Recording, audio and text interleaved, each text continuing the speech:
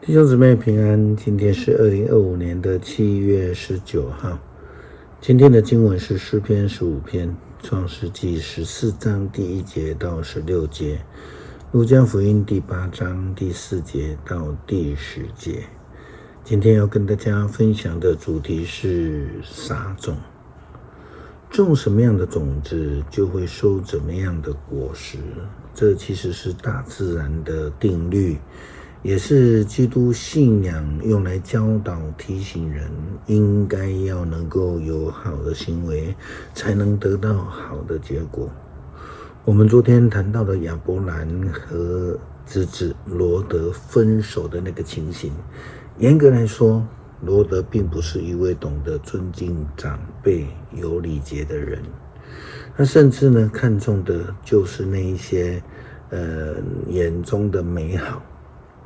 因此呢，他就选择了索多玛那一块肥沃甜美的土地。然而那个土地呢，虽然肥沃，但却充满灾祸，因为他们的生活是在罪恶之中。这样种下的果子，收的当然是罪的果子。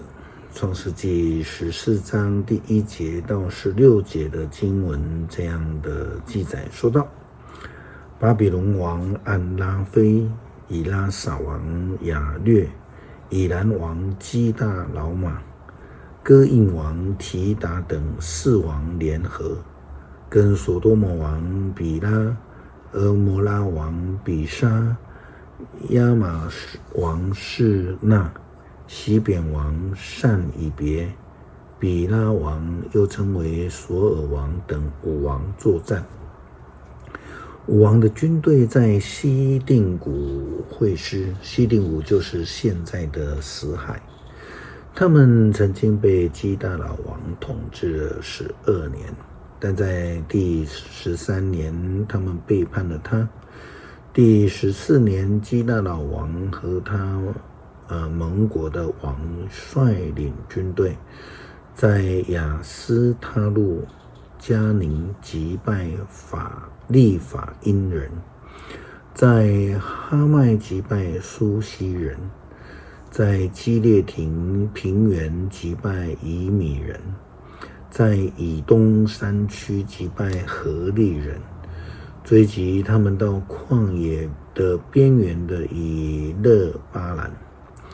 接着他们回师到加底斯，那时候叫做安密巴，攻占了亚玛利人的全部领土，击败住在哈喜逊、他玛的亚摩利人。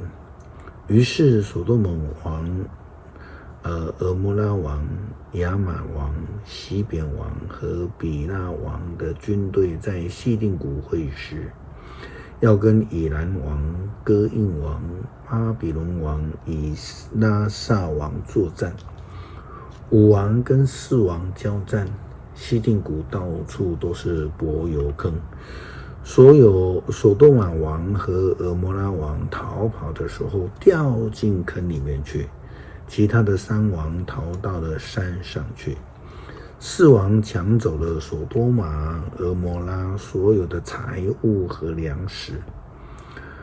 那时亚伯兰的侄儿罗德也住在所多玛，他们也把他掳去，并且抢走他的财物。有一个逃脱的人来向希伯来人亚伯兰报告这一切。那时候亚伯兰住在亚摩利人曼利的圣树那边。曼利跟他的兄弟以实各和亚乃都是亚伯兰的盟友。亚伯兰一听到他的侄儿罗德被掳，他就召集他家族的精壮战士318人，前往追赶4王，一直追到但。他在那里把战士分成数队，趁着夜间进攻，打败了敌人。他继续追击敌人，一直追到大马士革北方的河巴，夺回被抢走的一切，又抢救了他侄儿罗德和他所有的财物，以及妇女和其他被掳去的人。耶稣基督他教导门徒要撒好的种子在好的土地上，他用撒种的比喻来教导他们，希望他们能够明白撒种的重要性。我们看到了圣经路加福音第8章第4节到第10节的记载耶稣基督的教导。群众从各城各地纷纷来见耶稣，一大群聚集的时候，耶稣对他们讲了下面的比喻。有一个撒种的出去撒种，他撒的时候，有些种子落在了路旁，被人践踏，鸟儿飞来把它们吃掉了。有些落在实地上，种子长苗之后就枯干了，因为得不到水分。有些种子落在荆棘里面，荆棘跟着一起成长，把幼苗给挤住了。另外有些种子落在好的土壤里面，长苗长大起来，结实了100倍。耶稣又说，有耳朵的都应当听啊。